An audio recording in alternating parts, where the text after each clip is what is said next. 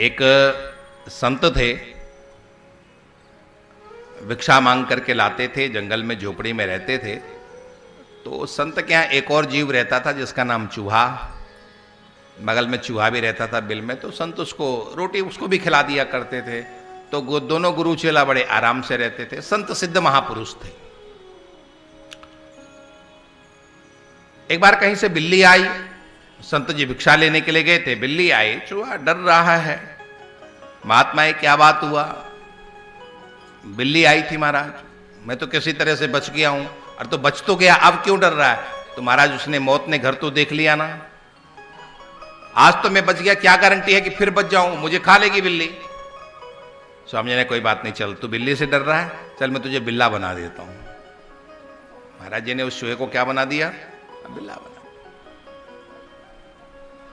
एक दिन कुत्ता आ गया, फिर रोता रोता है महाराज जी के पास। महाराज जी कुत्ते से डर लग रहा है, चल तुझे मैं कुत्ता बना देता हूं। ठीक है, अब तो ठीक है, बहुत अच्छी बात। चूहा कुत्ता तक बन गया, बड़े आराम से घूम रहा है। एक दिन शेर आ गया जंगल में, फिर वही हालत, दुम दबा के गुरु महाराज के पीछे जाके छुप गया। गुरु महाराज ने शेर को भगाया, लेकिन इसका कांपना बंद नहीं हो रहा है। क्यों कांप रहा है? गुरु महाराज आज आप थे तो ये शेर चला गया, कल आप भिक्षा लेने के लिए जाओगे, ये आएगा तो मुझे कौन बचाएगा? गुरु महाराज ने कहा तुझे शेर से भय लग रहा है, चल मैं तुझे शेर बना देता हूं। और गुरु महाराज ने चूहे को क्या बना दिया? शेर बना।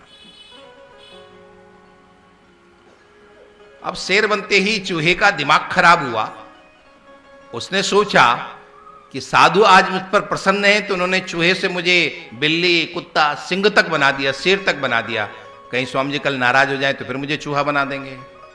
तो क्यों ना एक काम करो, मुझे शक्ति तो मिली गई है, स्वामी जी को हम समाप्ति कर दें, तो हम हमेशा के लिए शेर बने रहेंगे। स्वामी जी अपनी समाधि में बैठे थे, ध्यान में बैठे थे। वो दबे पांव आता है महाराज जी को खाने के लिए। महाराज तो त्रिकालदर्शी संत थे, वो समझ गए कि मेरी हुई दी हुई शक्ति का ही मुझ पर ये दुरुपयोग कर रहा है। महाराज जी ने कहा पुनर्मुसको भव, बेटा तो फिर चूहे का चूहा हो जा। और वो शेर क्या हो गया? चूहा। वही भगवान यहां पर कहते हैं कि आज ये इंद्र मुझ पर ही अपनी शक्ति का दुरुपयोग कर रहा है। सब कुछ मेरा, इंद्रासन मेरा, इंद्र की शक्ति मेरी, वज्र मेरा, सब कुछ मेरा, मैंने इसको उस गद्दी पर बैठाया, और उसके बाद आज ये मुझ पर ही दुरुपयोग। चलो मैं तुम्हें बताता हूं मैं कौन हूं। भगवान कहते हैं ब्रजवासियों आओ, मैं तुम्हारी रक्षा करता हूं। मेरा एक बहुत पुराने व्रत को पूर्ण करने का समय आया है। सोयम में व्रत आहितः, मेरा एक व्रत है, मेरा एक नियम है, मैंने एक प्रतिज्ञा की हुई है। क्या प्रतिज्ञा की हुई है? रामावतार में राम जी ने एक प्रतिज्ञा की थी कि जो पूर्ण रूपेण मुझे समर्पित हो जाएगा उसकी मैं सब तरफ से रक्षा करूंगी। सक्रदेव प्रपन्नाय, वाल्मीकि मुनि ने लिखा था, सक्रदेव प्रपन्नाय तवास्मित याचते अभयम सर्वभूतेभ्यो ददामि तब व्रतम मम। जो परिपूर्ण रूप से मेरा बन जाता है, मैं चारों तरफ से फिर उसकी रक्षा करता हूं। मैं कभी भी उसे फिर छोड़ता नहीं हूं, किसी से उसे भी भयभीत होने नहीं देता हूं। आप कहोगे कि महाराज हम भी तो भगवान के हैं ना, हम भी तो पूजा करते हैं, फिर हमारी बात क्यों नहीं बनती है? भगवान हमारी क्यों नहीं सुनते हैं, हमारी क्यों नहीं रक्षा करते हैं? उसमें कारण ये है कि अभी हम भगवान के तो बने हैं, लेकिन हम भगवान के नकली बने हुए हैं, असली नहीं बने हैं। और जिस दिन असली बन जाएंगे उस दिन क्या होगा? वो दृढ़ आत्मबल आएगा कि बड़ा से बड़ा तूफान भी आपको बिल्कुल भी डगमगा नहीं पाएगा।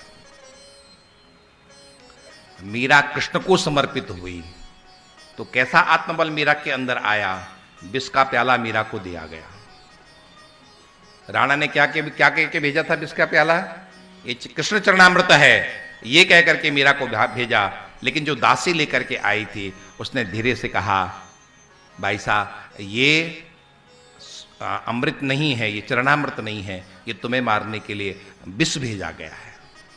मीराबाई ने क्या कहा था? ये तुम्हारे लिए विष होगा, लेकिन यदि राणा ने ये कहा है कि अमृत है तो मैं तो इसे अमृत मान करके, चरणामृत मान करके पीने लूंगी। और मीराबाई ने क्या किया? मेरा भाई पूरा का पूरा वो विष पी गई, और विष क्या बना? विष विष नहीं बना, विष क्या बन गया? अमृत बन गया। यही आत्मबल। भगवान के मार्ग में चलने वाला, भगवान को समर्पित होने वाला। अभी हमारे जीवन में ये दिखावा है, अभी हमारे जीवन में नकलीपन है, अभी हम केवल एक, क्योंकि सुना है हमने पुरानी परंपरा से, माता पिता से बचपन से ही सुना है कि भगवान का भजन करना चाहिए, पूजन करना चाहिए, स्मरण, इसलिए हम करते हैं। अभी समर्पण नहीं है, और जिस दिन समर्पण हो जाता उस दिन बात एक निराली ही हो जाती है।